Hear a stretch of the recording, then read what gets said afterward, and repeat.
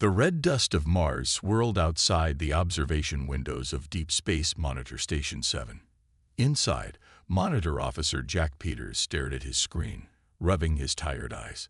It was another quiet night shift, just like the hundreds before it.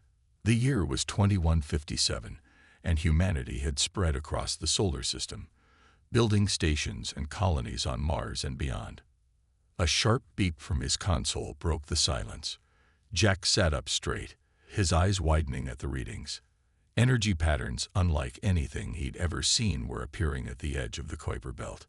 He double-checked the data, then triple-checked it. "This is Monitor Station 7 to Earth Defense Command," he called through his comlink. "We have unusual energy signatures. Really unusual. You need to see this." Within an hour, the Earth Defense Fleet's flagship, EDF Horizon, was preparing for departure. Captain Tom Walker stood on his bridge, looking at the same readings that had startled Jack. His ship was the newest in the fleet, a marvel of human engineering with powerful fusion drives and advanced sensors. "All stations report ready, Captain," said First Officer Mary Reed. She was a veteran of space operations, known for keeping cool under pressure. "Take us out," Walker ordered. "Maximum safe speed to the Kuiper Belt." The massive ship broke orbit from Earth's space dock, its fusion drives glowing bright blue against the black of space. The journey would take 3 days at full burn, even with their most advanced propulsion. As they traveled, more data came in. The energy readings were getting stronger, and now they could detect metal, lots of it. Whatever waited for them in the outer solar system was big. On the third day, they got their first visual. The bridge crew fell silent as the images appeared on their main screen. Hundreds of ships, unlike anything humans had built, floated in the darkness. Their designs were elegant, with sweeping curves and metallic surfaces that seemed to shimmer with their own light. But something was wrong. Many of the ships were dark, and others flickered with weak power signatures. "Life signs?" Walker asked. "Millions of them, sir," replied Sensor Officer Bill Thompson. "The ships are packed with living beings.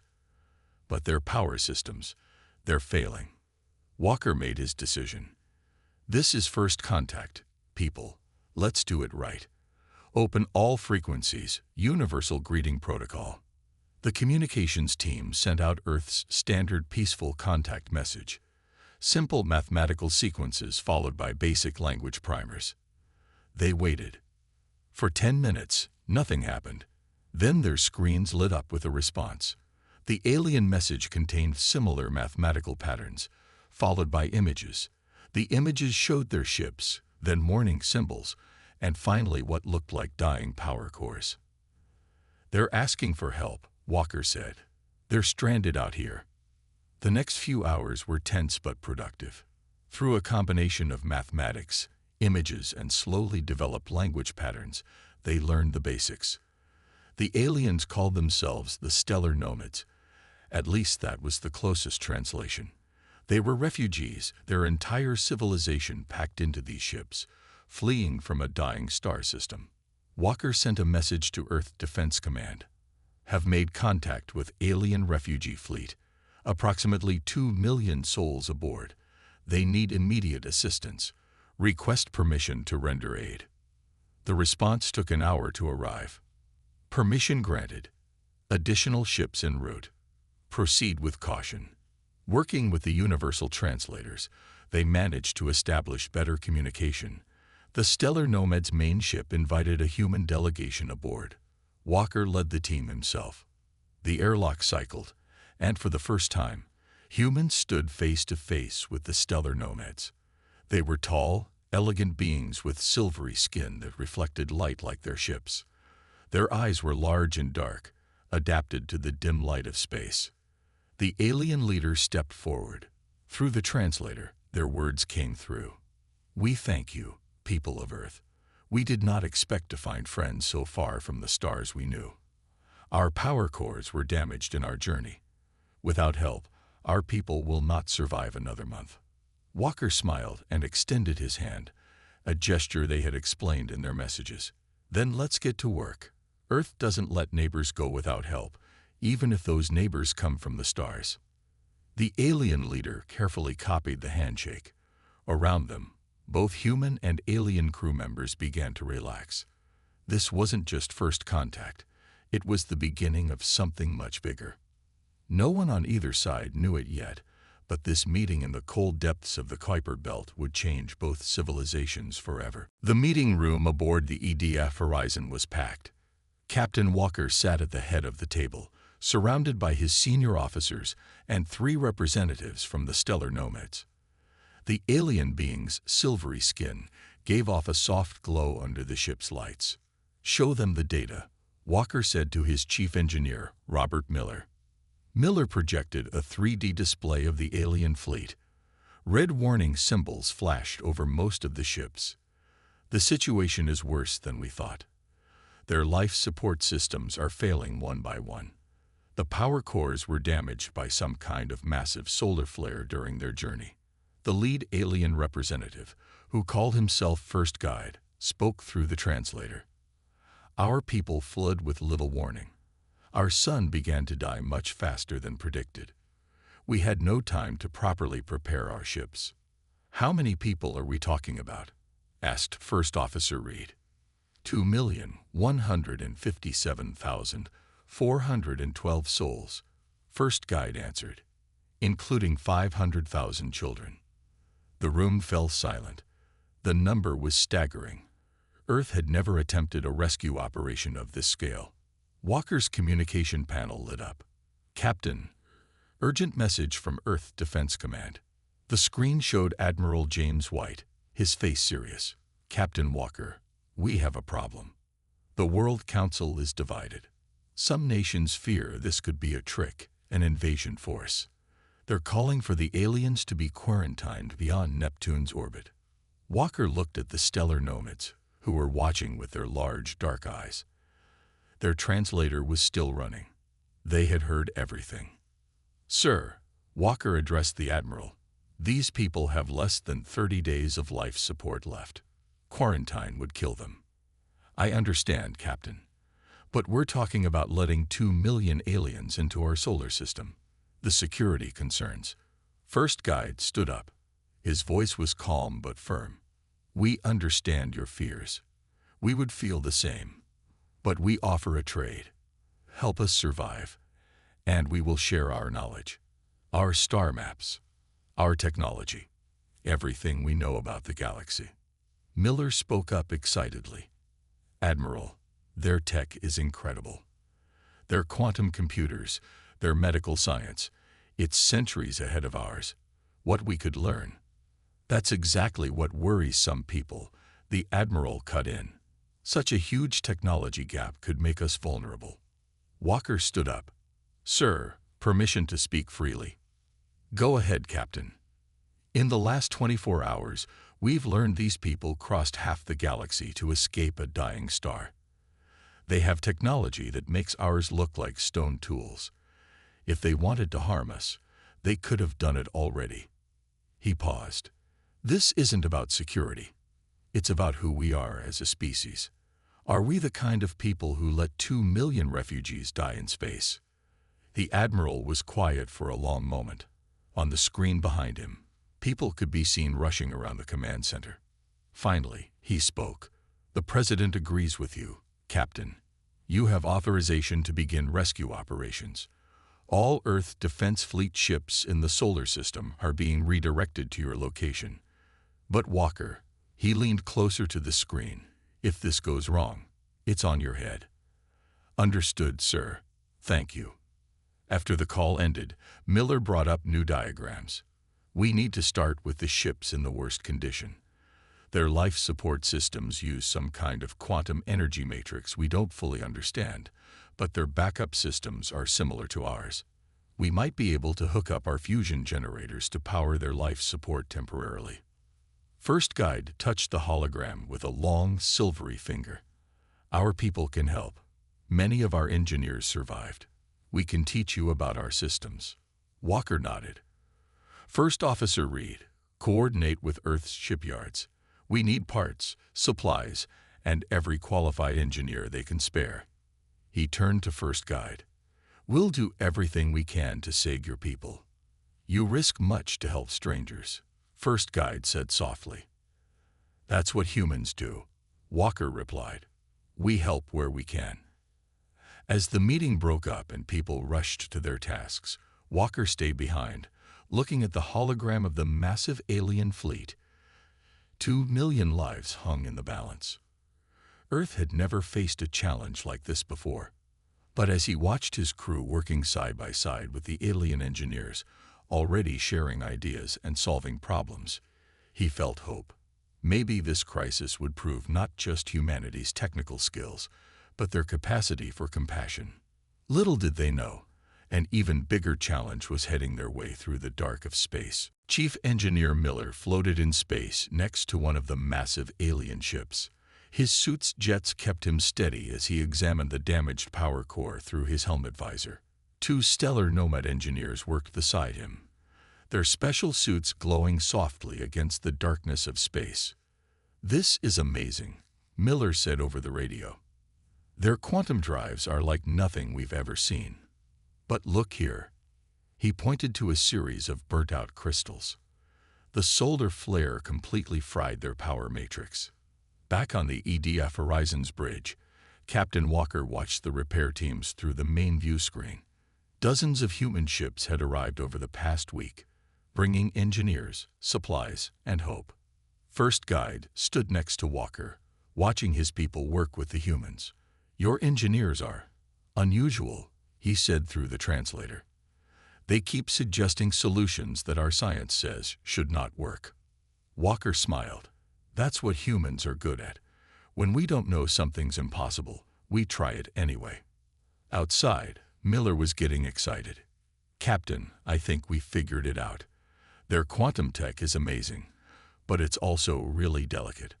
Our fusion drives are simpler, but they're tough. We can hook up our power systems to their life support. First Guide's large eyes widened. But your power systems are so primitive. Sometimes primitive is exactly what you need, Walker replied. Like using a hammer instead of a laser. The next few days were a flurry of activity. Human engineers taught the stellar nomads about fusion technology, while alien scientists helped humans understand their quantum systems. Together, they created something new. A hybrid power system that combined human reliability with alien efficiency. On one of the refugee ships, a young human engineer named Lisa Green worked with an alien engineer to install the new power system. The alien children gathered to watch, fascinated by the humans in their basic spacesuits. Look at this, Lisa said, showing the children a simple fusion coupling. It's not pretty, but it works. She connected it to their ship's power grid, and lights that had been dark for weeks suddenly came back on. The children made a sound like singing. The alien engineer shook his head in amazement. We would never have thought to use such simple solutions. We always tried to make things more advanced, more perfect. Sometimes the best solution is the simple one, Lisa replied, grinning inside her helmet.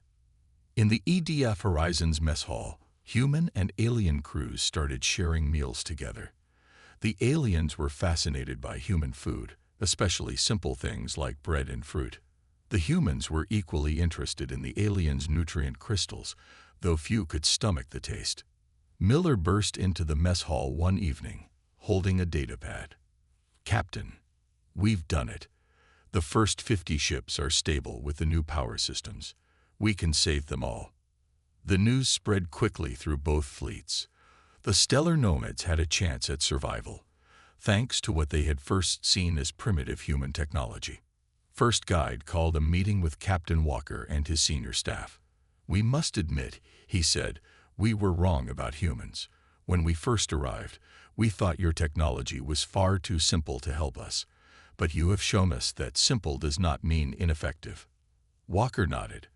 And you've shown us amazing things we never dreamed were possible. Together, we're stronger than either of us alone. There is something else, First Guide added.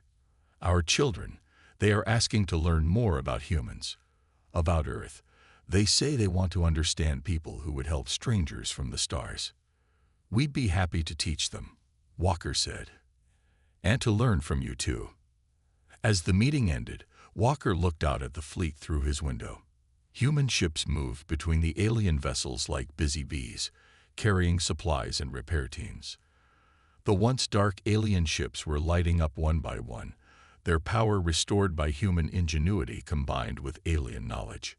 But in the darkness beyond Neptune, unseen by either humans or the stellar nomads, a new threat was approaching. The peaceful work of saving lives was about to be interrupted by those who had followed the refugee fleet across the stars. The warning came from a small research station near Pluto. A massive solar storm was heading straight for the Kuiper Belt. The storm's energy readings were off the charts, even bigger than the one that had damaged the stellar nomad ships in the first place. Captain Walker stared at the data on his screen, his face grim. "How long do we have?" 18 hours at most, replied Officer Thompson from his sensor station. "The storm will hit the outer fleet first." First Guide's silvery skin had turned a pale gray with worry. "Captain, half our ships still have damaged shields. If this storm hits them..." Walker pressed the fleet-wide communication button. "This is Captain Walker to all ships. We have a solar storm incoming. We need to get every ship with working shields between the storm and the damaged vessels. All repair teams, you have 18 hours to get as many ships powered up as possible. This is not a drill."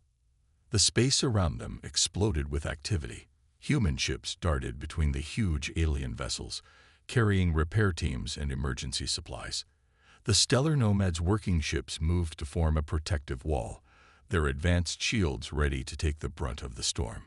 In space, Engineer Miller and Lisa Green worked frantically on one of the largest refugee ships. Inside it were 50,000 alien civilians, including thousands of children. "The power coupling isn't holding." Lisa shouted over the radio. "We need more stabilizers." "There's no time to get more parts from Earth," Miller replied, his hands moving quickly over the fusion reactor controls. "We'll have to improvise." Lisa looked around the engine room. Her eyes fell on her toolbox. "The magnetic clamps. We can use them to reinforce the coupling." Miller stared at her. "That's crazy, but it might work." On the bridge of the EDF Horizon, Walker coordinated the rescue effort. First Officer Reed managed the human ships, while First Guide directed his people's vessels. They had saved nearly 2/3 of the fleet, but time was running out. "Storm approaching," Thompson called out. 15 minutes. Walker grabbed the comm. "All repair teams, get back to safety. All ships with working shields, move into position." But Miller's voice came back over the radio. "Captain, we need 10 more minutes. We've almost got this ship's shields online." "You don't have 10 minutes," Walker replied. "That's an order. Get out of there." "Can't do that, sir," Miller answered. "There are kids on this ship. We're staying." Lisa's voice joined in. "We can do this, Captain. Trust us." Walker looked at First Guide, who nodded slowly. "Let them try," the alien leader said. The minutes ticked by like hours. The storm's edge began to hit the outer ships. Their shields lit up brilliant blue against the assault of charged particles. 5 minutes to full storm impact," Thompson shouted. Inside the refugee ship, Miller and Lisa worked with their alien counterparts, connecting the last emergency power systems. Sweat dripped inside their suits despite the cooling systems. "Now," Miller yelled. Lisa slammed down the final magnetic clamp. The power coupling hummed, held together by human tools never designed for this job. The ship's systems came online one by one. The shield generators powered up just as the storm hit. From the Horizon's bridge, Walker watched as the massive wave of energy slammed into the fleet. The shields of the protected ships glowed bright enough to hurt the eyes. The improvised formation held, protecting the vessels still under repair behind them. When the storm passed 20 minutes later, Thompson checked his readings. "All ships accounted for, Captain. We did it." A cheer went up on the bridge. Human and alien crew members hugged each other in relief. Miller's tired voice came over the comm. "Captain, you're not going to believe this, but our improvised repairs worked better than we expected. The magnetic clamps actually improved the power flow. The aliens want to make it a permanent part of the design." Walker smiled. "Good work, all of you. Get some rest. You've earned it." But before anyone could relax, a new alarm sounded. Thompson's face went pale as he looked at his screen. "Captain, we got multiple ships dropping out of faster-than-light travel at the edge of the system. They're not Earth ships, and they're not friendly." The crisis wasn't over. It was about to get much worse. The hostile ships appeared as dark shapes against the stars, their designs angular and threatening. There were 20 of them, each larger than Earth's biggest battleship. First Guide's translator crackled with static as he spoke. "The hunters. They followed us." "You know these ships?" Walker asked, his hands gripping his command chair. "They attacked our home system. They take advantage of civilizations in crisis." First Guide's silvery skin had turned almost white. "They are scavengers who steal technology and resources from those who cannot defend themselves." The main screen lit up with an incoming transmission. The alien that appeared was tall and reptilian, with armor-like scales covering its body. "This is War Leader Cax of the Harvester Fleet," the creature announced through a universal translator. "Humans of Earth, the refugees you protect are now our legal salvage. Hand them over, or face destruction." Walker stood up. "This is Captain Walker of the Earth Defense Fleet. The stellar nomads are under our protection. They are not salvage. They are people." "Your species is primitive," Cax sneered. "You have no standing among spacefaring races. Do not interfere in matters you don't understand." "Oh, we understand just fine," Walker replied. "We understand bullies who prey on the helpless. You have 1 hour to leave our solar system." The transmission cut off. First Officer Reed turned to Walker. "Sir, their weapons are far more advanced than ours." "Maybe," Walker smiled. "But they don't know what we can do. Alert all ships. Battle stations." The human fleet moved into formation around the refugee ships. They were outnumbered and outgunned, but they had something the hunters didn't expect: experience fighting against superior technology. "Remember the Mars Rebellion?" Walker asked his crew. "When the AI defense systems turned against us, we won using simple solutions they never saw coming." Chief Engineer Miller's voice came over the comm. "Captain, we've got an idea down here. The Nomad's quantum shields reflect energy weapons. If we combine them with our fusion drive exhaust—" "Do it," Walker ordered. The hour passed quickly. The hunter ships approach. Weapons charge. War Leader Cax's face appeared again on the screen. "Your time is up. Surrender the refugees." "No," Walker said simply. The first hunter ship fired a beam of energy that could have cut through a mountain. But it met something unexpected: a wall of superheated plasma from human fusion drives, redirected by alien quantum shields. The beam scattered harmlessly into space. "All ships, execute Battle Plan Delta," Walker commanded. What followed shocked the hunters. Earth's ships, supposedly primitive, demonstrated tactics the advanced aliens had never seen. Human vessels used their fusion drives as weapons, creating screens of superheated plasma. Smaller ships darted between the hunter vessels, their primitive projectile weapons proving surprisingly effective against shields designed to stop energy weapons. "Impossible," Cax roared as his flagship rocked from another hit. "Your weapons are too simple to harm us." "That's your problem," Walker replied. "You think simple means weak. Open fire, all batteries." The combined human nomad defense was like nothing the hunters had faced before. Quantum shields reflected their energy weapons back at them. Human missiles, guided by nomad sensors, found weak spots in their armor. After 20 minutes of battle, 3 hunter ships were disabled, and 2 more were retreating. War Leader Cax's voice had lost its confidence. "How?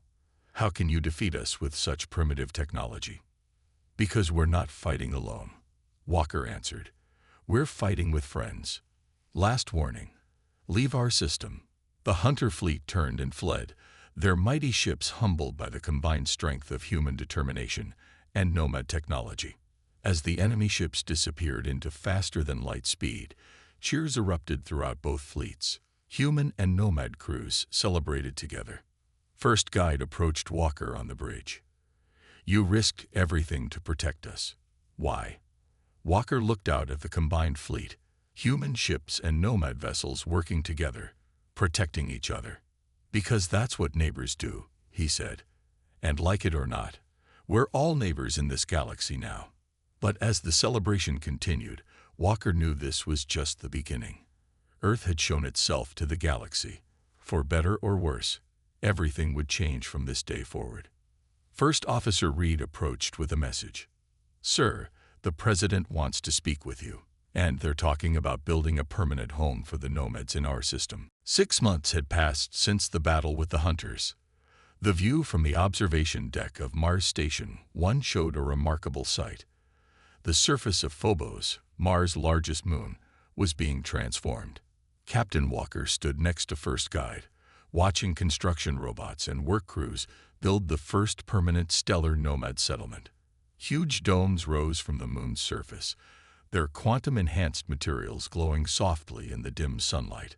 "When we fled our dying star," First Guide said, "we never imagined finding a new home like this." Below them, human construction teams worked alongside nomad engineers. They were building something unprecedented, a colony that combined the best of both civilizations' technologies.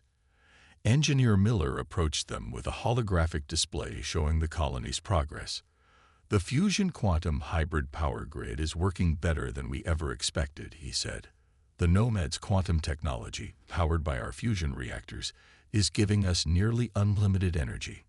Lisa Green, now Chief of Colonial Engineering, joined them. "And look at this," she added, adjusting the display. "The Nomad's environmental systems are making the domes completely self-sustaining. We're already applying what we've learned to improve Earth's space colonies." The first wave of nomad families had already moved into completed sections of the colony. Through the dome's clear walls, they could see alien children playing with human construction workers' kids, teaching each other games from their respective worlds. "The World Council meeting is in an hour," Walker reminded them. "They'll want to hear about our progress." In the Mars Station conference room, the council members appeared on large screens. The president of the Earth Alliance spoke first. "Captain Walker, we've reviewed the reports from Phobos Colony. The cooperation between humans and the stellar nomads has exceeded all expectations. But there are concerns about sharing so much advanced technology." First Guide stepped forward. "We understand your concerns, but we have learned that sharing knowledge makes both our peoples stronger. Your simple solutions have taught us to think differently, and our advanced science has helped you reach for the stars." Miller displayed new technical data. "The combined technology is revolutionary. The Nomad's quantum computing, enhanced by our practical engineering, has already helped us solve problems in medicine, space travel, and environmental protection. And that's just the beginning." The council members murmured with interest as they saw the results. The president nodded slowly. "There's more," Walker added. 3 other alien species have contacted Earth in the last month. They're interested in trading and diplomatic relations. The galaxy has noticed how we treated refugees in need. Lisa pulled up another display showing the colony's expansion plans. Phase 2 of construction starts next week. We're building schools where human and nomad children can learn together. Research centers where our scientists can work side by side. This isn't just a refugee camp, it's becoming a true city. Through the windows, they could see ships arriving from Earth, bringing more supplies and eager colonists. Some were human families, wanting to be part of this historic partnership. The Phobos colony was becoming a symbol of what different species could achieve together. "Our children ask questions about Earth's history now," First Guide said. "They want to understand how humans achieved so much with simpler technology. They admire your determination, your creativity. And our people are learning from your wisdom," Walker replied. "Your understanding of the galaxy, your advanced science. Together, we're becoming something new. The President made her decision. The Council approves continued expansion of the Phobos Colony Project. Captain Walker, you'll remain as Earth's primary representative. As the meeting ended, Walker and First Guide returned to the observation deck. The dome lights were coming on as Mars' shadow fell across Phobos. Inside, humans and aliens shared meals, worked together, and built a future neither species could have imagined alone. "You know," Walker said, "when we first detected your fleet, we never expected any of this. And when we entered your solar system," First Guide replied, "we thought we had reached the end of our journey. Instead, we found a new beginning." But far above them, automated sensors detected something unusual approaching from deep space, something that would soon test this new partnership in ways no one could predict. 5 years had passed since the stellar nomads first entered Earth's solar system. The Phobos colony had grown into a thriving city of over 2 million inhabitants, its gleaming domes visible from Mars' surface. Captain Walker, now Ambassador Walker, stood in the graduation hall of the New Horizons Academy, the first school in human history to teach both human and alien students. Today was a special day. The first graduating class was receiving their diplomas. "Look at them," Lisa Green whispered, standing next to him. "Who would have thought we'd see this 5 years ago?" The graduating class was a mix of human and nomad young adults. They wore the same graduation robes, designed to honor both cultures. Many of the students had become close friends during their studies, breaking down barriers between their species. First Guide, now wearing the formal robes of the colonial governor, approached the podium. His silver skin had taken on a slight blue tint, a sign of happiness in his species. "When we arrived here as refugees," he began, "we thought we had lost everything. Instead, we found something precious, a new home, and friends who taught us that the simplest solutions are often the best ones." The main doors opened, and a delegation of alien representatives entered. They were from 5 different species, new allies Earth had made since helping the nomads. Earth had become known throughout the galaxy as a place of sanctuary and innovation. Miller, now Chief of Technology Exchange, brought up a holographic display showing the latest achievements. Human fusion technology, combined with nomad quantum science, had led to breakthroughs in space travel. The first human nomad deep space expedition was preparing to launch next month. "Remember when we first tried to power their ships with our fusion reactors?" Miller asked, grinning. "Now look at us. We're building vessels that can cross the galaxy." The ceremony began. One by one, students came forward to receive their certificates in xenotechnology, a new field combining human practical engineering with advanced alien science. Each graduate had their own story of cross-species friendship and cooperation. Walker was asked to give the closing speech. As he stood at the podium, he looked at the faces before him, human and alien, all waiting to begin their careers in this new combined civilization. 5 years ago, he began, a simple act of kindness changed 2 civilizations forever. "We didn't know if we could save the nomad fleet. We just knew we had to try. That's humanity's greatest strength. We try, even when success seems impossible." He gestured to the photographs on the wall, showing the original rescue mission. "We learned that advanced technology isn't always the answer. The nomads taught us about the stars, and we taught them about determination. Together, we're stronger than either of us could be alone." First Officer Reed, now Fleet Commander Reed, entered the hall with urgent news. "Ambassador, the deep space probes have detected something remarkable. A signal from another refugee fleet, asking for help." The hall fell silent. Walker looked at First Guide, who nodded with a smile. "Send them our coordinates," Walker said. "Tell them Earth welcomes those in need." As the graduation ceremony ended, human and nomad families celebrated together. Outside the dome windows, Mars hung large in the sky, its surface now dotted with new colonies. Construction had already begun on similar settlements on other moons and asteroids. In orbit above them, The first ship of the new joint exploration fleet prepared for its maiden voyage. Its crew was mixed, humans and nomads working side by side, ready to explore the galaxy together. Back in his office, Walker looked at an old photograph from the first contact day. So much had changed since then. Earth had gone from a single-species planet to a hub of galactic culture and cooperation. The simple act of helping strangers had transformed humanity's future.